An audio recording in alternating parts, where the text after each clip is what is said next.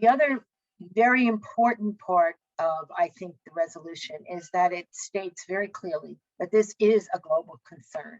It affects developed countries, developing countries, and the least developed countries.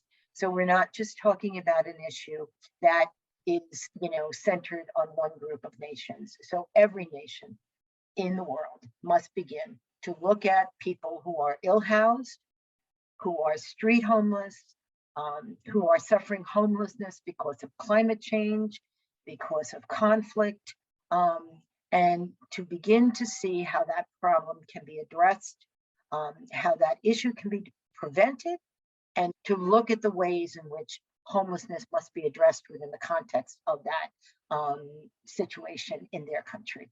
So yeah, we can make a difference country by country for the people within our borders, but this is something that really expands beyond our borders. And the movement of peoples, the migration of peoples, very much affects homelessness in multiple states. So we really need to see it beyond the local situation into a regional and global concern. As everyone knows, homelessness is a complex issue. It is at the intersection of poverty, hunger, public health, domestic violence, violence against women, urbanization, racial discrimination, lack of affordable housing, decent jobs, unemployment, along with underemployment, especially in the informal sector where people don't earn as much, as well as they don't receive any benefits. So like social protection and other long-term benefits, health insurance, those things are denied to them. This all interplay with the whole issue of homelessness.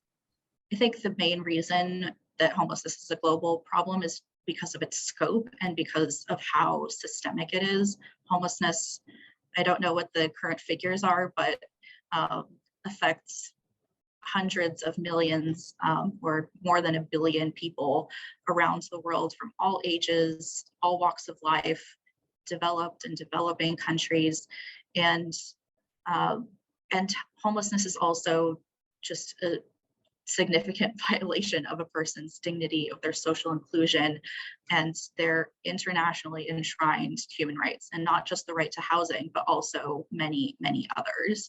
It's such an intersectional issue. It touches on issues of public health, mental health, housing affordability, urbanization, racial and gender discrimination, domestic violence, infrastructure, climate change, unemployment, so many others. So because of how interconnected homelessness is to so many other global issues, it has to be addressed globally, in addition to being addressed at national and local levels. So we see homelessness in every corner of the globe. What homelessness looks like in a particular community can change based on context. Homelessness here in Chicago is a little bit different from homelessness on the streets of Bengaluru. But we do see common themes on the issue globally. We see drivers of poverty, people not being able to afford to keep a roof over their head. That's true in every context around the world. We see drivers like wars and conflicts and natural disasters and climate change all forcing displacement and migration and people fleeing their countries and becoming refugees.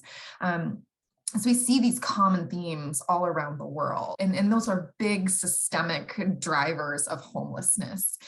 There are also like individual level issues like, internal family conflict, issues around substance use, issues around mental and physical health that mean people are even more vulnerable to homelessness. And again, we see those themes true around the world.